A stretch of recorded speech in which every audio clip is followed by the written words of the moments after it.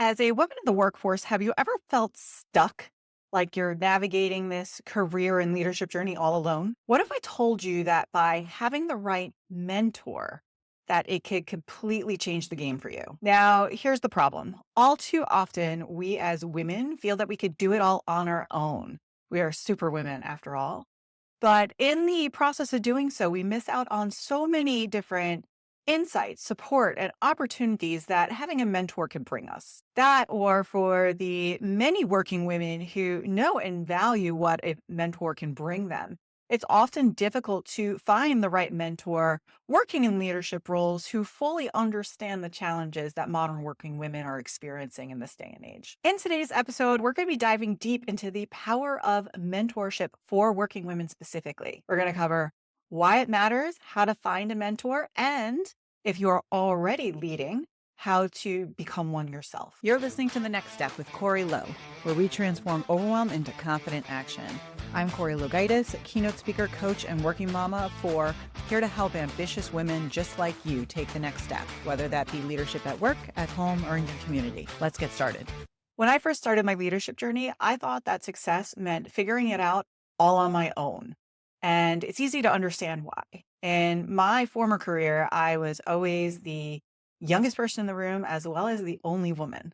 So I was one by myself. When I was successful in the things that I did, I felt that was a result of me doing it all on my own. It wasn't until I found and started utilizing mentors that I really realized how much faster and easier it could be to gain progress with the right guidance. Now, here's the thing. Mentorship isn't about advice. It's about having the right people in your corner who see something inside of you you can't see in yourself and provide you with the support you need to help you grow into it. Some common barriers that I've observed in both my coaching and speaking practice that many women have when it comes to finding and engaging in mentorship include the false belief that you have to do everything yourself in order to be able to prove your worth. Not knowing where to look for a mentor or looking for them and not finding the right one, not finding people who you really resonate with, who understand what it is that you are going through. Also, not knowing exactly how to ask for guidance. Sometimes it is so difficult to admit that you're looking for help. And lastly, assuming that mentorship is only for established leaders. We benefit from having mentors at every stage in our career. Okay, so let's talk about how exactly do you go about finding a mentor? It's really nowhere near as complicated as it seems. It's actually only three simple steps. First, you need to identify your goals as well as your gaps. Start by asking yourself, what areas do I want to grow in? Where am I currently stuck? For example, if where you're currently stuck is in regards to work life balance, you're not exactly sure how to set those boundaries, you're going to want to start keeping an eye out for anywhere between 3 to 5 people who seem to have really mastered that in a way that you have been unable to do yourself. Next, you're going to want to look within your existing network. Mentors in general don't need to be far removed from your network. They can be folks that you know every single day and don't necessarily have to be within your work and career environment. They could be people that you know personally or professionally. They could be colleagues, leaders within your own organization, or even professionals within networking groups that you might attend. So make a list of 3 to 5 people that you admire who have overcome the goals and gaps challenges that you're currently looking at and make it a point to reach out to them within the next week. Now, $1 million question. What do you do when you don't know somebody within your immediate network? Well, then that means that you need to start networking to meet people. And there are multiple different ways that you can do this, right? A lot of times, mentorship can be free. It could be somebody who is donating their time. A lot of times, you could find mentorship from paid engagements as well. This is something that I've done in my own experience, where I've proactively went out and sought things like an author mentor or speaking mentor, different things that I was looking to achieve professionally, where I found somebody and I reimbursed them for their time to learn what they know. There's no right or wrong way to go about it. So first, you want to make sure that you reach out to your warm network, the folks you already know. If you don't know people, proactively go out there and search for people, whether it be professional groups within your organization, so on and so forth.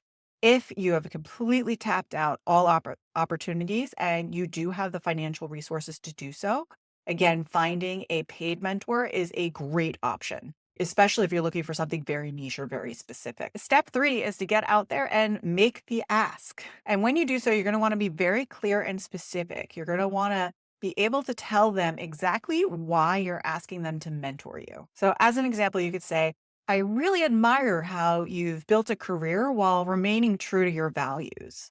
Would you be open to a 30-minute conversation to talk about how you approach these decisions? So it's really as simple as that. Now, let's dive into if you are already a leader and are interested in potentially becoming a mentor for others. This is a simple 3-step process as well. First, you want to reflect on your journey. Think about all the lessons that you've learned and the challenges that you've overcome that could potentially be valuable for other people. So, for example, if you've successfully built a team or navigated a career pivot, these are situations that could be tremendously valuable for other women to learn how to do from you. The second step is to proactively offer your support. Remember, mentorship doesn't have to be such a formal thing. It could be as simple as saying, let me know how I can help. So, as an actual tip, reach out to somebody who could benefit from your guidance and offer them a quick chat or an opportunity for you to provide feedback if they need it. Step number 3 is committing to mutual growth. Great mentorship is a two-way street. So be open to learning from your mentor's experience as much as they're going to be learning from you. As an example, you might gain insights on emerging trends and fresh ideas from somebody at a completely different stage in their career than you. So to recap everything we talked about today, we explored the power of mentorship for working women. We talked about why it's essential, how to go about finding a mentor, as well as how to become a mentor yourself. So your next step is to identify what area that you think you can use support in and identify somebody that can help. Then reach out and start a conversation. Now, if the thought of reaching out to people in your network and networking in general and finding a mentor makes you completely overwhelmed and stressed out, then I've got news for you. Lack of community might be your overwhelm culprit. You can find out for sure by taking my free overwhelm culprit quiz at www.corrielo.com/overwhelm culprit. When you do, you'll be added to the Next Step newsletter and learn every single week ways that you could help cure your lack of community culprit, including things like finding a mentor and expanding your network. Thank you so much for joining me on this episode of The Next Step with Corrie Lo. As you know, mentorship is one of the most impactful ways to grow, and I'm so excited to see how you'll use it to elevate your journey. Next week, we're going to be talking all about how to overcome self-doubt as a working mom. So, mamas out there, if you've ever doubted your abilities in showing up both at work and at home, then you're not going to want to miss it. I'll see you there. Thanks for checking out The Next Step with Corrie Lo. If this episode resonated with you, share it with a friend, subscribe, and leave a review. Together, we'll transform overwhelm into action, and we'll keep taking the next step towards confident leadership. See you next time.